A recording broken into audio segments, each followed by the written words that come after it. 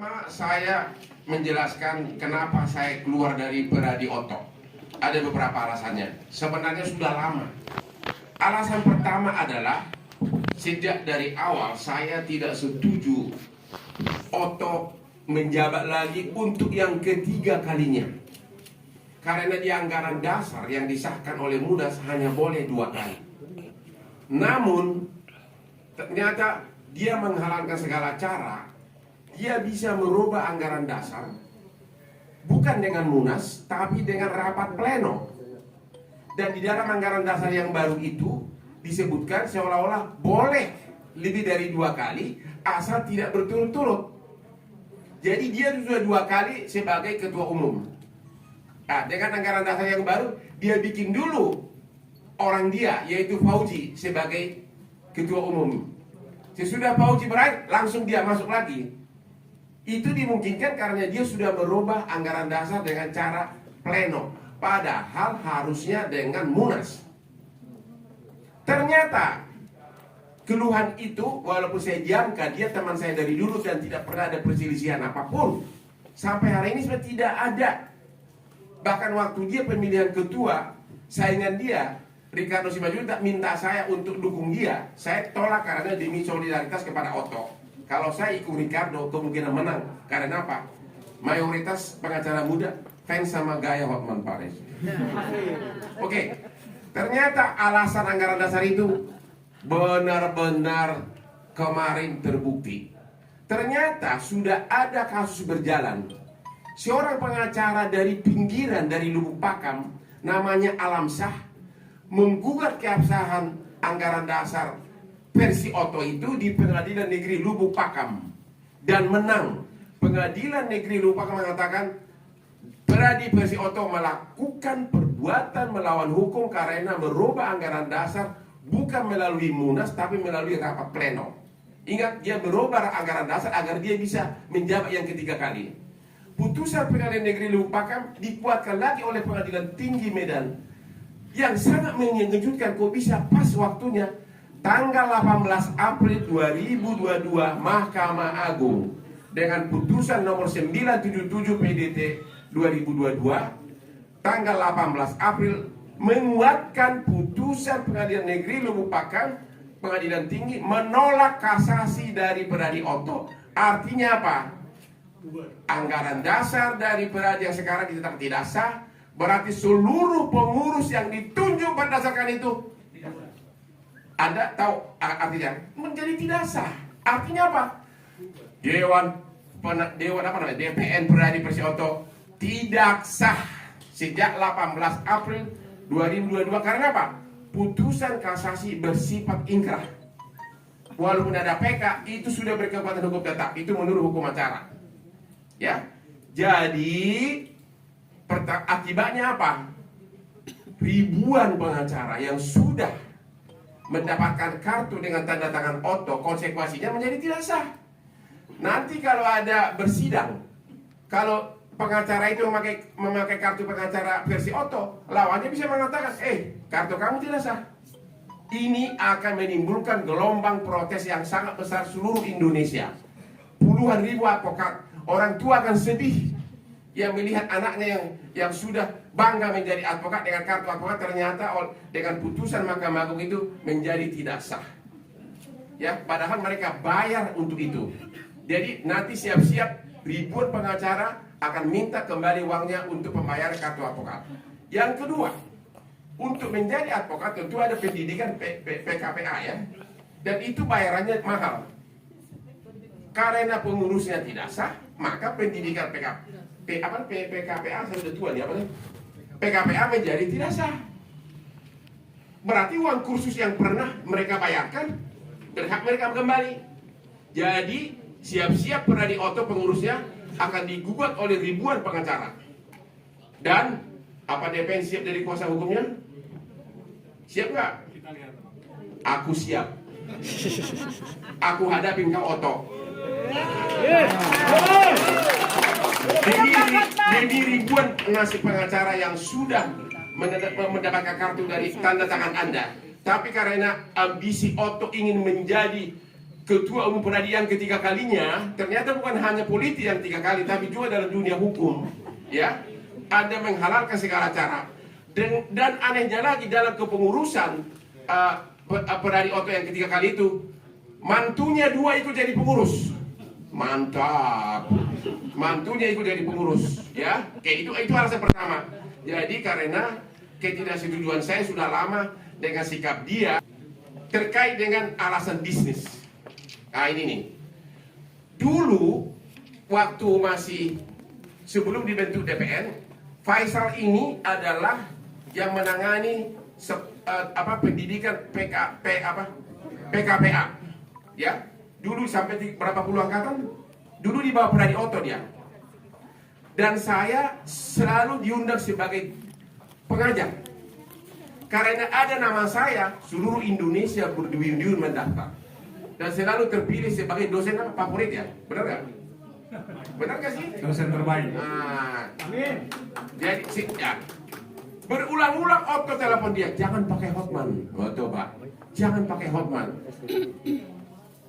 Bagaimana nggak pakai Hotman? 20 tahun di pengacara asing, ya, 4 tahun di kantor pengacara internasional di Australia, 20 tahun bergabung dengan Dr. Nono Anwar Makarim di Law Firm Internasional Makarim Tahir, bapaknya Menteri Pendidikan sekarang. Saya 10 tahun membawahi puluhan lawyer bule. Dia tidak setuju itu. Akhirnya pendidikan PKPA yang dia laksanakan diputus, benar ya? Diputus. Kok diam-diam aja sih? Diputus, itu kan menghasilkan duit yang sangat besar. Kamu tahu gak siapa yang gantikan? Coba tebak, siapa yang gantikan sekarang di Peradi Oto? Menantunya. Mantunya dia. Ya tentu itu kan akan menghasilkan duit yang sangat besar. Saya tidak setuju sikap seperti itu. Saya pribadi tidak pernah tertarik jadi pengurus di organisasi advokat. Saya mau mengabdi, saya selalu siap mengajar kalau dipanggil. Saya tidak pernah tertarik jadi menteri, walaupun Prabowo kira saya 30 tahun. Saya senang jadi pengusaha, saya senang jadi lawyer.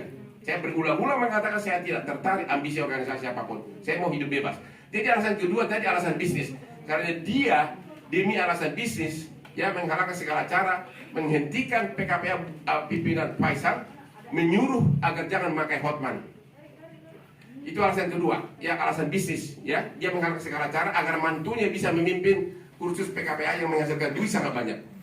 Ya, yang ketiga, alasan ketiga, saya sudah berkali-kali tanya, setahu saya berdasarkan peraturan Menteri Hukum dan HAM, apabila suatu perkumpulan merubah anggaran dasarnya, membuat pengurus baru, harus dilaporkan ke Kementerian Hukum dan HAM dan harus mendapat SK pengesahan dan harus diumumkan dalam berita negara. Dalam 2 hari ini saya tantang dia tidak pernah. Kalau ini jelas ada nih, ada namanya, inilah surat keputusan dari Menteri Hukum dan HAM, jelas menyebutkan siapa nama pengurusnya. Saya berapa kali di Instagram saya tantang si Otto, mana SK kamu? Jadi, jauh sebelum putusan Mahkamah Agung, sudah menjadi pertanyaan besar, apakah dia sah sebagai ketua umum? Apakah dia sah untuk menandatangani kartu advokat? Jadi sudah berapa alasan tadi? 3. Alasan keempat, ini yang saya tidak ngerti. Alasan keempat, dalam 2 bulan terakhir, dia memberikan ceramah-ceramah yang mendiskreditkan saya, tidak disebutkan langsung, tapi dia mengatakan para pengacara mencari harta. Intinya jangan seperti itu loh, yang gayanya begini katanya. Yang gaya gini di Indonesia ini kan cuma saya. Ya, coba ada video itu, yang gini-gini gayanya katanya. Bahkan waktu pelantikan advokat terakhir di hadapan begitu banyak, 1 jam dia hanya membicarakan itu. 1 jam hanya membicarakan gaya Hotman. Dia singgung lagi Lamborghini. Dia singgung lagi yang memamerkan wanita yang bukan istrinya. Apa kaitannya? Saya memamerkan aspri saya, ini ada 2 aspri saya, begitu cantik dong. Tapi itu kan dalam kaitan dengan saya sebagai pengusaha. Saya adalah salah satu pemegang saham di Holywing yang sudah punya 38 outlet dan boleh dikatakan klub terbesar di dunia karena tidak ada seperti itu. Bahkan tahun depan rencana bisa 100. Ya, sudah dibangun di Bali. Ini di sebentar lagi di CBD terbesar. Bekas Jak TV sudah dibongkar. Itu menjadi nanti terbesar klub Holywing, dan di Bali Holywing terbesar, bis klub terbesar di Asia. Saya melakukan bisnis itu karena itu kan klub dansa. Ya kalau klub dansa saya harus mempromosikan tempat dansanya. Dia mengatakan dalam berbagai ceramah seolah-olah bahwa itu mempromosikan wanita yang bukan istrinya. Padahal saya tidak ada sengketa sama dia. Ya. Bahkan dalam pelantikan Dewan Kehormatan Peradi dia mengatakan agar Dewan Kehormatan Peradi memeriksa pengacara yang pamer harta. Artinya apa? Dewan Kehormatan Peradi itu kan hanya berkaitan dengan kode etik. Ya berarti kan seolah-olah saya melanggar kode etik. Iya kan? Karena Dewan Kehormatan Peradi tidak berhak mengadili perceraian, hanya terkait dengan kode etik. Jadi apakah gara-gara saya pakai Lamborghini maka saya melanggar kode etik? Apakah gara-gara saya berbisnis di luar kepengacaraan saya melanggar kode etik? Kode etik advokat hanya berlaku pada saat si pengacara tersebut melakukan kegiatannya sebagai pengacara. Kalau saya bawa cewek berbikini ke pengadilan itu melanggar kode etik. Tapi kalau saya bawa cewek di Holy Wing atau dia mengumumkan seolah-olah saya melanggar kode etik, Anda memang tidak sebutkan nama saya, tapi seluruh Indonesia tahu ciri-ciri orang yang Anda sebutkan itu saya, karena itu tadi dia bilang gini-gini, ada videonya bolak-balik dia bikin gini-gini, terus dia bilang Lamborghini, pesawat, bahkan dulu di pesawat first class pun dimasukkan sama istrinya. Ya saya sudah ratusan kali naik pesawat, saya tidak pernah pamerkan. Berarti apa bedanya? Makanya saya bilang sama Otto, tolong pergi ke pasar Impres, beli kaca yang besar. Ya kan, sana kan kumpulannya orang-orang suku saya. Tolong beli kaca yang cocok, kamu berfotolah dirimu. Belum lagi keluarganya yang naik pesawat pun berlian segala macam. Coba lihat, 3 anak saya pernah nggak ada pamer. Apalagi istri saya, nggak pernah pamer itu.